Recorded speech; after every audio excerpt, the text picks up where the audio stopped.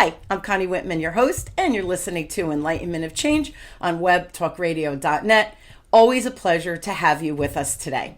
So, of course, I have to start with my motivational quote, which is by Carl Sandburg, and he says, "Nothing happens unless first we dream." One of our favorite topics we talk about on Enlightenment of Change. So do you ever have a dream that seems so real that you wake up from it either feeling super happy or scared out of your mind? Whether it's a nightmare or a reunion with a lost love, dreams can reflect something that's going on in our subconscious. What if you could use this intel from your dreams and read them as an important message that you actually need to use during your real life while you're awake? Well, today my guest is Dr. David Lowe, and he and I are going to discuss dreams and how they may help you navigate to live the life that you've only dreamed about. Did you get it? David is a former religious professor and counselor who today does dreamwork, substance abuse counseling, meditation instruction, and speaks on topics in popular spirituality and religion. After his primary initiation 35 years ago, he began receiving dream guidance, which has influenced major decisions in his own personal life. Now, an epiphany happened in 2014 that led him to write his first book, Universal Spiritual Philosophy and Practice, an informed textbook for discerning seekers. His greatest passion are dreamwork and helping people tune into more profound dimensions of their own spirituality. So welcome. Thank you, David. Thank you for coming back. I want to say, is this our fifth time that we've recorded shows? I would say sixth or seventh. Yeah, could be. And it's funny, David and I, we talk about dreams and spirituality and some just really cool topics. And David, every time we do a show, people respond just, oh, that was one of my favorite shows about dreams, because it's something we all do, but it's not something we all know to use as a tool to navigate the change that we're doing in our life. So it's just really interesting to have an expert like you about dream and dream work and all that stuff. So first question. Fun. Yeah, we always have a good time too. That's true. So now, first of all, everybody listening, I highly recommend going back. All of David and my show, you'll see there's dreams in the title. I highly recommend listening. We've talked about different types of dreams and what they mean. We're not going to do that again. I don't want to be repetitive. David and I want to keep pushing the envelope from an education standpoint. So my first question, David, for you, we're shifting a little bit from that definition position, is any guidelines as to when to really start to pay attention to your dreams? I would say overall, if a dream is repetitive, and especially if it's unpleasant in some way, that's the time in particular to really start paying attention. A message is trying to get through, and especially if you're at a point in your life where your living circumstances are kind of tumultuous and always changing, you're going through a lot of turmoil, and you're having dreams, that's the time to pay attention, big time. I think we should pay attention all the time, but that in particular would be the time to really start nailing that. And nightmares, big nightmares in general, but especially if it's repetitive and unpleasant and you're going through stuff, you've got to start paying attention then. No question about it. So, and I know you and I have talked about, you have to start writing things down, because by the time the morning comes, you're forgetting some of those details. So just talk about the importance of, so you wake up from this horrifying nightmare. It's the second time you've had it. What do you recommend? So how do I remember and look at the significance of that dream? Well, the reality for most of us, it can take a half hour, 40 minutes to write down a really complex, long dream. Just do bullet points. Just literally 2 or 3 minutes occupied by doing bullet points, major images, major things that were said. It's just some quick bullet points. That will usually bring the whole thing back later. But yes, you need to write stuff down on a regular basis and keep that dialogue going with the source, with God, with however you want to think of the source of where we're all going. Keep a dialogue going with your inner self, and you do that by writing stuff down on a regular basis. And that even if it's only 5 minutes, bullet points, I mean, God appreciates the effort. God, self, Lord, source, whatever you want to call it, appreciates the effort that we all make And within the confines of our situation. and the funny thing is, it's like a muscle memory, right? So as you start to write things down, those dreams become, because I know a lot of people say, well, I don't even remember my dreams. But if you start getting to the habit when you do have a dream and you write down, like you said, quick bullet points, 2 minutes, all of a sudden your muscle memory, as you have dreams, you'll start remembering them because you're getting into that habit of writing them down, I would think, right? And your dialogue begins to take place Yeah. between you and the source. Yeah. And that will cause things to shift. The dreams will gradually start getting clearer. Yeah. And you'll begin to get more of a, the important thing is, I mean, people like me can help. Good goodness only knows I do dream work. But part of our personality does understand them. And so at a deeper level, we are fathoming it, but we do have to write things down. We do have to take time to think about them as well as writing them down. And so it's important to devote regular contemplative time to thinking about what your dreams have been. And it will pay off. And don't get me wrong, I can help a lot. Now, folks, you won't go through a lot of stuff that you'll have to go through later if you can talk to folks like me. But just by writing things down, thinking about it on a regular basis, even if only 5-10 minutes a day, a big difference can start to take place overall in your life. Guaranteed. Yeah, and you and I've talked about this before. It's like the iceberg, right? Our life is driven by that little 10% peak, right? That peeks out of the water of the iceberg. That 90% is all underwater, and that's where our subconscious is. So these dreams really give us some tremendous insight as to what's going on, or the information to help us navigate whatever that next step is that we're trying to figure out, at whatever the crossroad is in our life. The other thing you've said on previous shows, which we should mention here too, as you're writing them down, write down the memories. But you've often said, and even if you can't remember the imagery or exactly what happened, write down the feeling that you have when you wake up, right? Why is the feeling enough sometimes? Well, the feeling is enough because the dreams are trying to get us in touch with, the real experience of source enlightenment means experiencing your true nature all the time. We've all erected concepts and a whole architecture's worth of concepts and ideas between us and that original source. Dreams, the most important thing about a dream is the feeling connected with it. And if that's too indistinct, then of course you need to get into the intellectual material which it features, but always the feeling is important, and it will take you to that's the first clue as to what it's about. Yeah, because our feelings don't lie. That's probably at the core. You don't have to. We all know what sadness feels like. We all know what terror feels like. The feeling is easy to transcribe, even if it's just one word. Now, what about? And I know you hear this all the time. What about people who say, "I don't dream at all"? What do you tell them to help them start remember? Because some people are listening, going, "David, I don't remember anything of my dreams. How could I even start a journal or start writing to reminisce about these dreams?" Yeah, there are so many possible causes of that. First thing I would say, health issues, sleep problems. Are you getting enough sleep? Are you not drinking too much caffeine before going to bed? That sort of thing. Yeah. Is shift work? Is there some really heavy-duty shift work at 3 o'clock in the morning? Is that disturbing things? Restless leg syndrome, things like that. That's a whole category of things which could be causing that.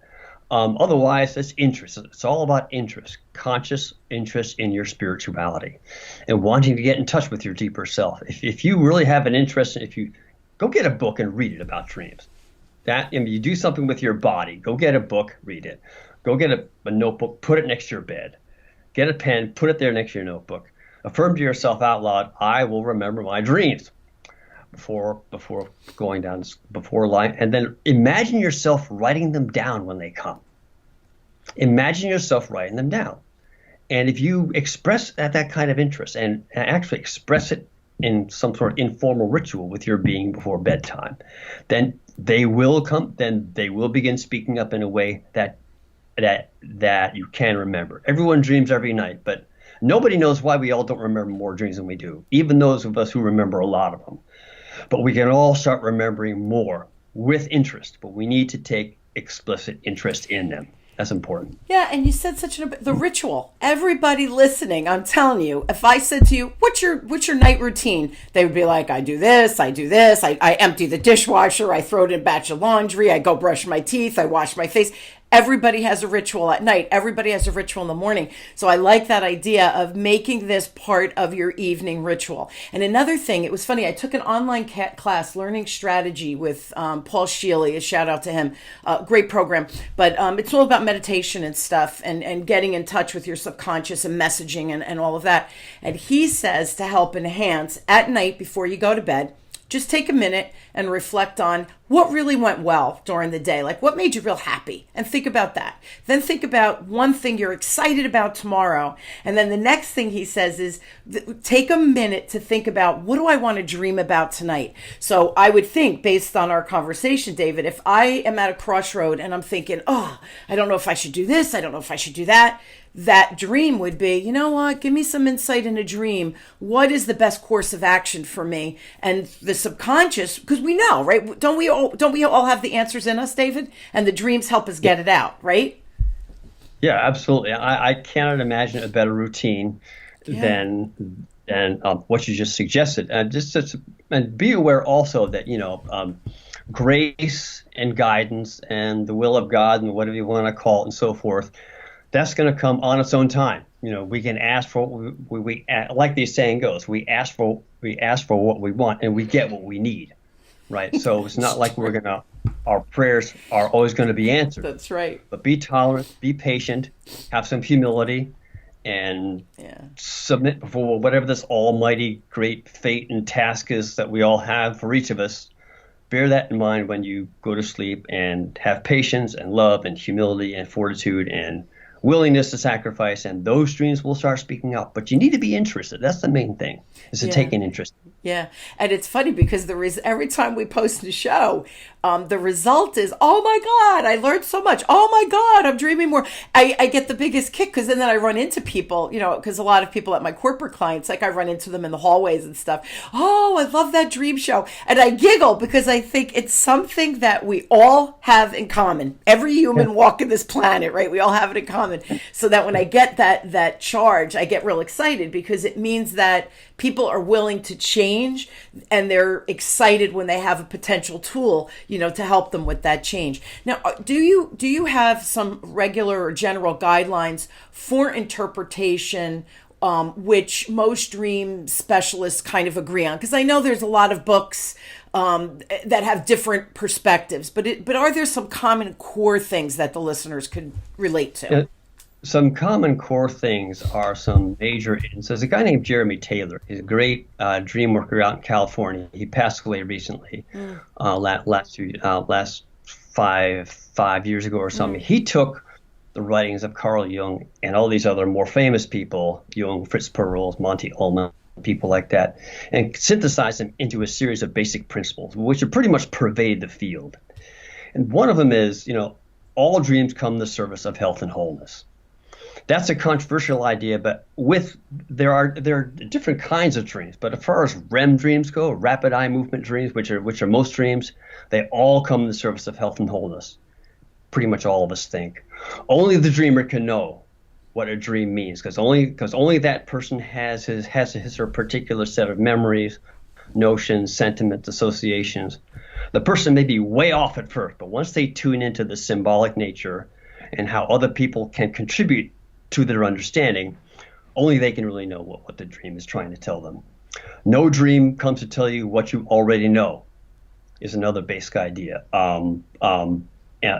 There's no such a thing as a dream with only one meaning, because people put different amounts of effort into discerning what that meaning is, and a feeling in the body that it's more a dream. They have an intellectual message, they have a felt experiential message, as it were. You're on the right track intellectually when you begin to feel it in your body, what you're talking about. Okay. But the deeper realms of interpretation, you don't need to interpret. With the right kind of therapeutic situation, you can get at the feeling element of a dream directly. It's more difficult and expensive and therapeutic, but you can do it with good training and a good person and so forth. But you can get on the right track when you know you're on the right track intellectually when you begin to feel it in your body, what you're talking about. That's when the meaning becomes apparent. So yeah, only the dreamer can know. They're all about health and wholeness, spiritual growth, and each dream is unique. When you said before the recurring dreams, so my first question is the recurring dreams, are they exact, or there's the element of whatever the truth is in that dream that is repeated? I want people to understand that, because I'm confused. Is it the same exact dream over and over again? It is the same set of symbols and notions being thrown up for you to like reconsider and reconsider and reconsider. I'm not sure I understand your question. Can you say what you're asking? You did. So like if I dream that I'm being chased and it's by the same monster and Right. it's in my backyard, tomorrow I dream the same monster is chasing me in the same place in my backyard. Is it to that extent of duplication, or is it, yes, I'm being chased by a monster, Also, but I see you your see what question. I'm saying? Right. It may take 1,000 versions of the same dream for the person to learn something, Okay. but every time you have that same dream, a deeper part of you figures, maybe this is important. Maybe I should start paying attention, try to understand it. It may take another 500 times of that same dream for you to realize consciously, hey, this is something I should try to understand. Now, people will have people with no interest in dreamer. They'll have a repetitive dream for 2 years and it'll stop. Why? Because the issue, in some sense, was resolved unconsciously. But what's for sure is that if the person had taken an interest 2 years ago when the dream first started happening, he or she could have gotten through the issue and understand, learn what he needed to learn more quickly and easily than he otherwise did. So that's the thing about dream work. They're always offering us information about issues in our lives, and I can talk about that some more, the way that they work. Yeah, and my next question is that you keep mentioning that spiritual connection. Right. So how do dream works for us on that spiritual level? And can you explain? Because people hear spirituality and they go woo, right? Can you Right. explain it in a more mechanical way for Yeah. everybody? Okay, okay. First of all, biologically, they're very important for brain maintenance. Cognitively, they're probably important for processing stuff from long-term to short-term to long-term memory, that sort of thing. There are cognitive processing theories about dreaming. Traditional psychological theories, which claim that dreams can help us all the way back to birth, as far as knowledge goes. Most of us are subscribed to what you might call deeper New Age theories, which do include the notion that dreams can get at stuff before birth, pre-birth experiences, past lifetime experiences.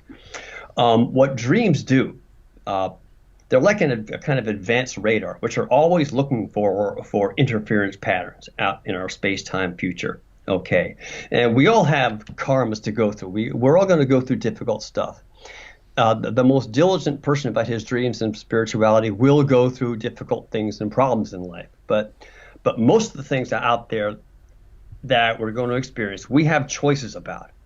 So dreams are always looking for ways to make things easier for us. They're always offering information about an easier potential pathway to go about something. So by paying attention to them, we make better choices about everything that we do, and we don't have as many problems as soon or as much as we otherwise would have because we didn't pay attention. We make things difficult for ourselves. Is that what you find with the people that you work with, that we really can't get out of our own way sometimes because of old habits or old patterns? Yeah, well, I mean, the dilemma is philosophically, you can never say what would have happened otherwise if something didn't happen. You know, Right. you can always say, well, I don't know if things would have been better if I'd never paid attention to my dreams or not. But we know for sure that when people do, they begin to have insights, gratifying insights, self-understandings, which are powerful and meaningful when they experience them in ways that they didn't have before. So a sense of gratitude surfaces, a sense of awe connected with destiny, fate, the nature of reality, our own path through it, our own individual spiritual paths through the reality that we're living in. We're all slightly different, but we all have a certain journey to undertake. And when you start paying attention to your dreams, you become more conscious of life as a spiritual journey, because that is the main higher reality conduit we all have in common as human beings. They have important biological functions, cognitive, psychological functions, but their spiritual function is the one that we are most interested in. The guidance that we can receive about for going through things in life. Yeah. Yeah, it's so fascinating. It's like we have our own personal sonar. You know, I was thinking as you were speaking, the underwater submarine, right? And they're in the murky water, but they have the beep beep, the sonar. They have Right. the, to say what's in front of them. Boats have that where they can see underneath them so that they don't, hit rocks and stuff like that. That in essence is what you're saying. We have our own internal sonar. We just have to tap into it. And I like how you said that. Crap happens to everybody, right, David? It is what it is. That's life. And with whatever the difficulty is, or the tragedy, or whatever it is that the trouble is that's going on in your life, there's a lesson But to be things will learned. happen. Things will happen. You'll become happier and more fulfilled more quickly than you otherwise would have if you never paid attention to them. I believe That's the that. crucial thing about dreams. Yeah, I believe that. Yeah. It's like this internal sonar that we just need to figure out how to turn on, and then how to use it. And it's what you said before. You have to build the habit to do that, because it's not like, tying your shoe when you were a little kid. Your mom showed you didn't do it first time. You kind of had to practice, figure out what didn't work, what did work. I'm assuming it's the same kind of process with this, that routine, that ritual Yeah. that you spoke about, earlier in the show. Now, how do dreams, okay, so all of the things you're talking about helps people hopefully lead, learn something about themselves so that they can live Sure. a better, easier lives. How can we translate to other people in our orbit? Does it affect our perspective? I understand the dream. I understand my dreams. Does that help me with people in my world, in my family, my Yes, friends? it does. What dreams want to do is unite us all. And what life is all about is becoming more reconciled to our reality, becoming happier and more fulfilled with ourselves, with our environment, and with other people. So dreams help us get in touch with common elements of humanity that we all share. We all know what it's like. Not all of us can be, mothers caring for children. Not all of us can be sages thinking about deeper reality in a monastery. Not all of us can be explorers or discoverers of new things. Not all of us can be, military generals fighting important wars in history. But when we dream and we fathom the deeper dimensions of human reality that we all share, we begin automatically to understand all the various roles of life out there and how we are part of that picture. So we all have different roles, we all have different functions in the world, and we all begin to understand all of them much better, because dreams want to get us to understand the whole web of life. That's who we are. We all understand those different parts of ourselves, although other people may be exemplifying them. There's a piece of us in everybody, even Donald Trump, But we do begin to fathom everybody and understand everybody in kind of an automatic underlying way, more completely than we did before.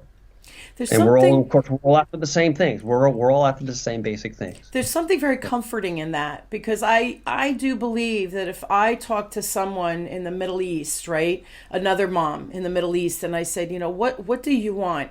I guarantee she's going to say, I want my family to be safe, secure, and healthy. I want my kids to grow up productive and loving, right, to be caring humans. Happiness, right? We want happiness for our children and for ourselves. I think no matter how bad a situation, if you ask that question at the core of the human, I think it's just happiness, fulfillment, and joy, and to have that with those we love. So there's something very comforting in that again, that enlightenment of understanding myself helps me understand others on that bigger scale. I don't know. I just found that very comforting with what you said. This is what we all want, and this is what the dream source, as I like to call it, wants us to get. Yeah. And there is a profound core of all reality that we all get closer and closer to. That means embracing other people. That means taking common sense, disciplined measures to accommodate others into our worldview. Sure. That means the whole changing the political system, changing the way you think, and all so on and so forth about all the things we could do better. Dreams help us with that. Yeah, Dreams help us do all. you said before also, as we start to build this habit ritual with our dreams, to have humility, to have love right at the core. I think it's always got to be love. We have to love those around us. We have to love ourselves probably first to be able to discern and love those around us. So before, you also mentioned Carl Jung, and I know he talked about those universal archetypes. How do those? And we have about like 6 minutes. Is that enough time to talk about the universal Sure. universal? It's just interesting. Okay, so Jung's very important. He gave us the language and the concepts to understand dreams systematically as they relate to higher reality. It's hard to overestimate his importance. Archetypes, you never have to even hear about archetypes. Forget, archetypes is it's a very profound concept, but you don't have to learn the word. But if you do dream work, you will begin to fathom them. They're basically deeper patterns of existence that are already present within us, which archetypes illustrate the potential of all the life roles that we could possibly have. The archetypes say with motherhood, with fatherhood, with explorers, with discoverers, with healers, with people who heal and nurture others. There are archetypes connected with a feminine nature, a masculine nature. All the basic facets of reality are there, existing potentially as archetypes. Archetypes, they're like shells or potentials of all those things before they even come into existence. And you understand them because you can think of them as like categories of higher reality. And you begin to understand higher subconscious, unconscious, higher reality, because they're kind of the same thing. By dreaming, you start to tune into that deeper dimension of where all reality came from and how it's all kind of organized, and the different patterns of existence which existed before anything came into being. Dreams get you in touch with that. And so we like to say in ISD, which is the International Association Study of Dreams, the biggest dream organization in the world, the dream worlds are primary. This physical world is secondary. This physical world came from a more permanent place, which that permanent place up there is the potential of all the different physical places which can come out of it in terms of how reality was all created. So yeah, archetypes, you'll get to understand all that stuff if you do dream work without studying Carl Jung at all, although that's nice to do if you want to. That's cool to do. It'd be a lot of fun, very helpful, but you will fathom these things your own way at your own pace. If you take up that pen and start writing stuff down, even if it's just bullet points, 3 times a week or whatever you can do, and think about it. You gotta take a moment to fathom and think about them with your journal. Journaling is very important. Yeah, the whole dream thing I find so fascinating. And we've kind of talked about this, that the dreams, everybody dreams, number one. The messages in our dreams really are the universal language of humans, if I'm understanding you correctly, correct? Yeah. Yeah. That's another real do we have a couple minutes to explain that? Yeah, go ahead. Talk about that. Okay. The notion that symbols are universal is very difficult. A lot of academics have resistance to this idea, and commonsensically we resist this idea because it seems like we all come from different cultures. How could one thing mean the same thing in all these different cultures if we all come from different languages, different conditioning, and so forth? But they do. Think of it this way. We all take in the same basic world. Before our minds do anything with the information which we take in, that basic raw sense data is the same everywhere. So a 12-year-old illiterate son of a terrorist, a 30-year-old life insurance salesman in New York City, an Eskimo or an illiterate shaman from the Amazon jungle, an academic at Harvard University, they all take in the same basic sense data in general terms. They all know what clouds are, what sex is, what parents are, what dirt is, what water is. Mm-hmm. the same basic world with no cultural or linguistic concepts associated with it. Before our minds do anything, we all take in the same basic data. That information is what dreams work with. That's the universal language. So dreams formulate their symbology out of that information. That's the best way to think about it. So they are universal. It's because at the core we're all human. We all need Right. water. We all need food, right? We all need love to some extent. We all need sex. So it really we need the human touch. Humans are humans. That doesn't change whether, like you said, you're living in Alaska or the Antarctica or you're at Harvard. Really doesn't matter. Humans are humans. It's just so fascinating, We are not David. Go ahead. we do not live isolated. We do not live in isolated cultures. That's not who we are. It Yeah. seems that way, but we don't. It's a Yeah. deeper underlying reality. Yeah, humans need each other, right? We really are. We like tribes. We like tribes. We like being around other peeps, right? Right. And dreams take us deeper than tribes to everybody. Yeah, yeah. It's just the whole thing is fascinating. Yeah. Thank you so much again for being on. I want to give your info. So if you too are fascinated by my guest David, you can either email him at david@worldspirituality.com or go to his website, which is obviously www.davidlow, Low, and then msphd.com. I will put that on the Enlightenment of Change website so you guys will be able to find David easily. And I do highly recommend the book, Universal Spirituality, Philosophy, and Practice. And that gives some insight too, right? As to it's not just about dreams. It's more about that whole potential of enlightenment. Yeah. There's only one chapter on dreams. It's a book about basic mystical spirituality, easy to read, cartoons, word balloons, and everything. Yeah, yes. Yeah. You make it. You don't have to have a PhD to understand the book, which I find helpful. Right. So that's awesome. Thank you again, David, for being on the show. You guys, my partner and I, still offering the free communication style assessment. Just go to wisdomdecoded.com. These tools that we're providing, my guest David just gave you some tremendous insight. The power you have within you. Use it. The communication style assessment on Wisdom Decoded, another free resource. Use it. The more we become in tune with what our strengths are and what our blind spots are, the better we can show up and kind of tweak who we are. And I like how David said it, to make our life a little bit easier. We're still going to have trauma, right? We're still going to have roadblocks, but how can we make it easier? So I do hope that you're using these tools that we're providing. Again, I'll post David's information on the Web Talk Radio Enlightenment of Change website. David, thank you so much again. And thank you all for joining us. I hope you will join us weekly as we question, build, and discover together that change isn't as hard as we think. Use some of these tools, guys, and you'll see for yourself, figure out It's been great. how to navigate. It's always great having you, David. Thank you so much. Thanks, everybody. Okay. You've been listening to Enlightenment of Change with me, your host, Connie Whitman, on webtalkradio.net. I wish you all an inspired week, and I really, really hope that you use the information my guest David shared today and start to delve into and create those habits of dreams. See where it might take you and how easy or how more blissful your life could be. Enjoy, everybody.